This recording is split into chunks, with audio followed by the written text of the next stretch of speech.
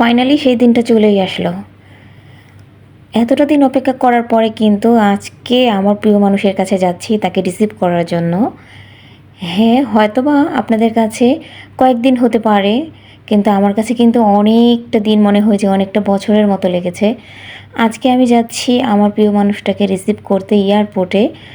তো আলহামদুলিল্লাহ আজকে কিন্তু আমি তাকে বাসায় নিয়ে আসবো। আর খুব খুশি আজকে, সেটা কিন্তু বলে বোঝাতে পারবো না যে কতটা খুশি হয়েছি।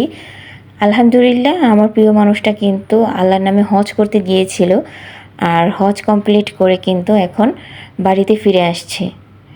তো আমি, আমার বোন, আর হচ্ছে আমার ছেলে, আমার বোনের মেয়ে, আর আমার দেবর আছে আমাদের সাথে। আমরা সবাই একসাথে যাচ্ছি। তো আমার মেয়ে আমাদের সাথে যেতে পারছে না, কারণ ওর এক্সাম চলছে।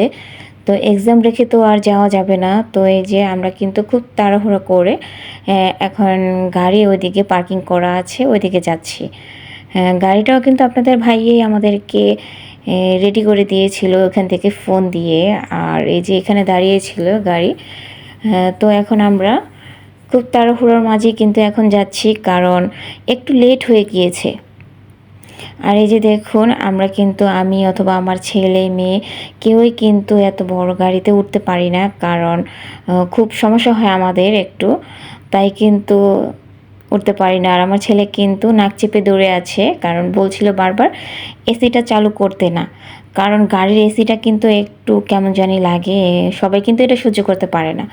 তো খুব গরম ছিল, তারপরও কিছু করার নেই, যেহেতু আমরা এর সেই বাতাসটা আমাদের কাছে কেমন জানি লাগে, স্মেলটা অন্যরকম লাগে, তাই কিন্তু আমরা এটাকে ছাড়তে দিইনি 1 মিনিটের জন্য। আর এই তো প্রিয় মানুষটার কাছে যাচ্ছি একটু একটু করে। আর খুব ভালো লাগছে যে আজকে কিন্তু অনেক দিন পরে আমার হাজব্যান্ডের সাথে আমার দেখা হচ্ছে। আসলে যাদের হাজব্যান্ডরা প্রবাসে থাকে তারা যে কতটা কষ্টে থাকে সেটা কিন্তু আমি এই কয়েকদিনে বুঝেছি, আসলে একটু হলেও বুঝেছি। কতটা দিন ওনাকে ছাড়া কিন্তু আমি একা বাসায় ছিলাম, 40টা দিন। তো আপনাদের কাছে আমি আগে বললাম যে কম লাগতে পারে, কিন্তু আমার কাছে কিন্তু অনেক লং টাইম মনে হয়েছে। তো এই তো আমরা কিন্তু এখন যাচ্ছি, আর এই যে ফাইনালি কিন্তু চলে এসেছি। তো বারবার কিন্তু আমাদেরকে বলছিল যে কোন জায়গায় গাড়িটা থামাবে। আসলে আমি যদি একা আসতাম তাহলে কখনোই বলতে পারতাম না, কারণ সত্যি কথা বলতে আমি কিন্তু খুব ছোটোবেলায় যখন আমার বাবা বিদেশে গিয়েছিল তখন কিন্তু আমি এয়ারপোর্টে এসেছিলাম। আর এখন প্রায় কিন্তু অনেক বছর পরে আপনাদের ভাইয়াকে রিসিভ করতে আসলাম।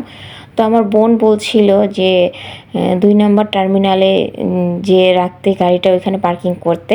তো ওইখানে পার্কিং করা হয়েছে। আর আসলে আমার বোন এত কিছু জানে কিভাবে, ওর হাজব্যান্ড তো বিদেশে থাকে, আসে যায়, তো ওর একটু আইডিয়া আছে। আমি আসলে এয়ারপোর্টে আসি না, তো আমার সেরকমভাবে কোনো আইডিয়া নেই। আর এই তো আমরা কিন্তু ভিতরে চলে এসেছি আর ওয়েট করছিলাম। তো অনেক হজ যাত্রী কিন্তু বের হয়ে এসেছে, তারপরে এমনি যে অন্যান্য ফ্লাইট ল্যান্ড করেছে তারাও কিন্তু আসছে। তো বারবার শুধু সেই গেটের দিকে তাকিয়ে আছি আপনাদের ভাইয়া কখন আসবে। তো ফাইনালি সেই সময়টা চলে আসলো, আপনাদের ভাইয়াকে কিন্তু দেখতে পেয়েছি। তো দেখে কিন্তু একটু সামনে যেয়ে দাঁড়ালাম। আর এই সময়টা কিন্তু খুব ভালো লাগছিল, খুব সুন্দর একটা মোমেন্ট ছিল আমার জন্য। এই তো আপনাদের ভাইয়া কিন্তু চলে এসেছে, আর আমি কিন্তু আপনাদের ভাইয়ার জন্য ছোট্ট একটা ফুলের তোড়া নিয়ে গিয়েছিলাম, কিন্তু সেই তোড়াটা কিন্তু এখনও ওনার হাতে আমি দিতে পারছি না। আসলে আপনাদের অনেক বছর আগের একটা ঘটনা বলি।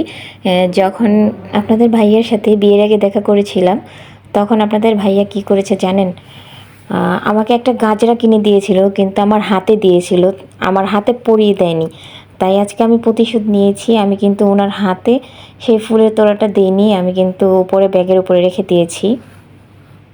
কাজটা কি ঠিক করেছি বলেন তো? উনি যেহেতু আমাকে লাভ করে, তাহলে আমাকে কেন পরিয়ে দেয়নি সেটা আমার কথা। তাই আজকে আমিও সেটা প্রতিশোধ নিয়ে নিলাম এত বছর পরে। আর আমাদের গাড়িটা যেহেতু পার্কিংয়ে ছিল, তো এখান থেকে আসতে একটু লেট হচ্ছিল, আমরা এখানে দাঁড়িয়ে আছি গাড়ির জন্য। তো এই যে আমাদের গাড়িও চলে এসেছে, আমরা খুব তাড়াহুড়া করে কিন্তু গাড়িতে উঠে গিয়েছি, কারণ এখানে কিন্তু খুব তাড়াহুড়ার মাঝে মাল নিয়ে উঠতে হয় গাড়িতে। তো সেই পজিশনে আর ভিডিও করা হয়নি। তো এই যে এখন আমরা যাচ্ছি বাসার দিকে। তো বাসায় যাচ্ছি আর একটু পরেই কিন্তু কিছুক্ষণের মধ্যে বাসায় পৌঁছে যাব। তো এই যে বাসায় আসার পরে কিন্তু আপনাদের ভাইয়া তাড়াতাড়ি করে চকলেটগুলো আগে বের করে দিয়েছে, কারণ যে এতটা সময় ব্যাগের ভিতর ছিল, যদি নষ্ট হয়ে যায়, যদি গলে যায়, তাই কিন্তু ফ্রিজে রেখে দিলাম। আর আজকের মতো আমার এই ভিডিওটা আর বড় করছি না, এখানেই শেষ করে দিচ্ছি। সবাই ভালো থাকবেন, আল্লাহ হাফেজ।